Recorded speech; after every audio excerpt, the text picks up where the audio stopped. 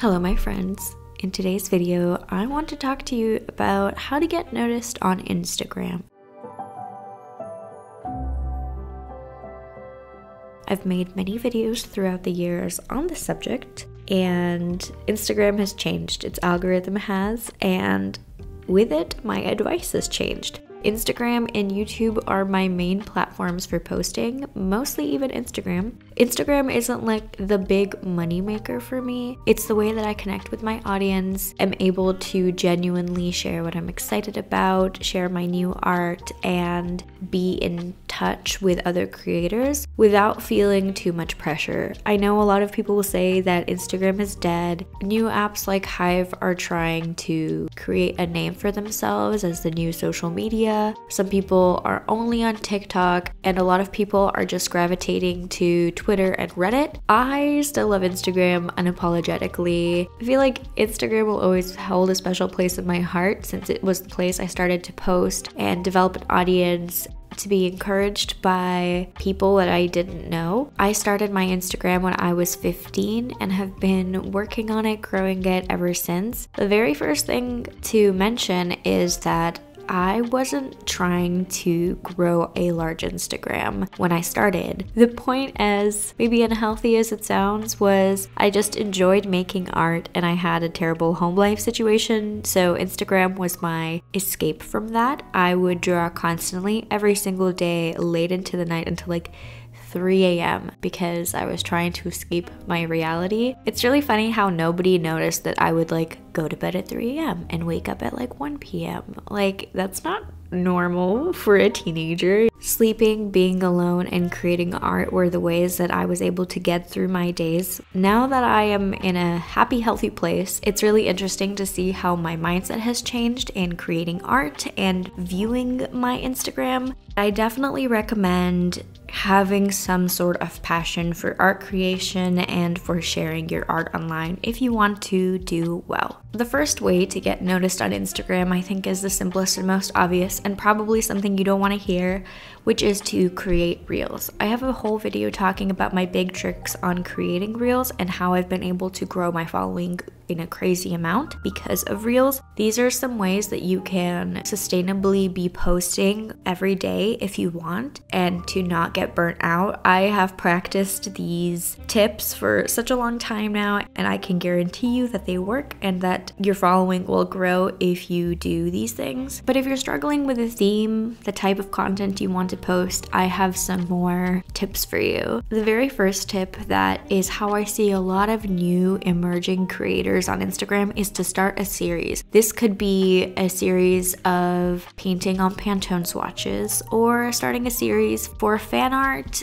for a book series that you love, a fandom that you're part of, something that will keep your posts on a consistent theme. Maybe one part of this series will pique a new viewer's interest and will prompt them to go back and watch other parts of your series. This is also a great way to keep you in the forefront of your audience's mind. They'll be expecting new work from you, especially if you're engaging with the fandom. Creating content for book lovers or anime fans or Disney adults is a way that you can build a pretty loyal community of people that are enthusiastic about what you're creating. This might be a little bit tricky though, just a word of warning. If you're starting off and have absolutely no branding for yourself, just drawing BTS fan art might set you apart as the artist that does the BTS fan art, and that might be the only thing that you might be known for, or it might be something that will be pretty difficult to grow out of. If you're establishing an audience with, let's say, specifically BTS fans, if you want to grow from there and start posting original work, that might be received well, or that might also be received with much less engagement because you're not posting in that niche, that specific niche that you have put yourself in. Take this with a grain of salt. If you do engage with a fandom, I would recommend not having a majority of your work be in that fandom. If it's something you're so super crazy passionate about, it could be a really good way for you to develop an audience. You may be wondering, like, okay, Sarah, how did you grow your audience? What I did was I posted frequently and talked about what I was learning. I was always incentivized to be creating art and posting it. My family didn't know that I had an Instagram Instagram. I kept it secret, and so it was definitely my little escape or like little haven. It was something where I was so excited to be sharing my art with people that I didn't know and people that didn't know me. I feel like I became an education channel, not because I was an expert, but because I was and have been sharing real time what I'm learning daily. Post about what you're learning, tips and tricks and like cheat codes for how to paint something better or what brushes to use. I feel like this type of content is engaging, especially for somebody of a similar or slightly lesser skill set than you, because it can be encouraging to them to learn and to grow, and also might provide them with the new fresh perspective and way of looking at something. At the end of the day,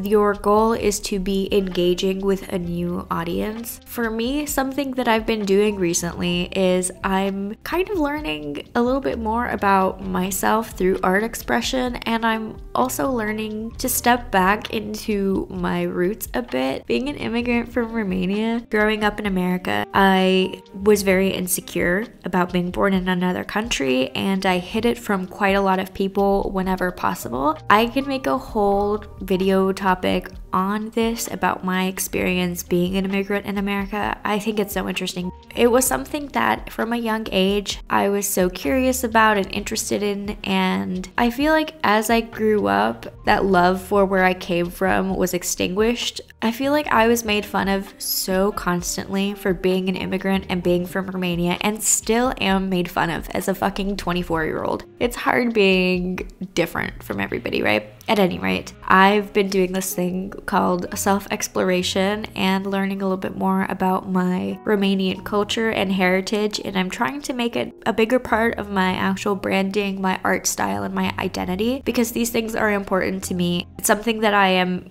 at the end of the day proud of being Romanian and having a different and unique perspective in America. So it's a theme that I've been exploring recently. I've had a really great reception to the art that I've created, and I know that it's probably half the wonderful and loving community that I have on Instagram, and half of it is the fact that I think you can see more joy in my art and a little bit more passion with what I've been creating recently, because it is something more emotionally important to me. Changing the subject totally from something emotional and something really deep and exhausting for me to talk about to something super mundane. Post every day. That's my next tip on how to get noticed on Instagram. Posting every day, at least on stories, is a great way to build an audience and to retain their interest. Things like using stickers on your stories are going to gain interaction and promote you on the algorithm. So polls, questions, links are all great. These posts don't have to be serious. They can be about your life or they can be about art, whatever you'd like. But consistently posting on your Instagram is definitely going to improve your chances of being noticed. I talk about this in my video on creating reels, but batch create content. If you have a great day of drawing, dedicate more time in that day to batch creating sketches or content, and post on the days when you're tired, don't have time to draw, or you feel uninspired. This is a great way that I found of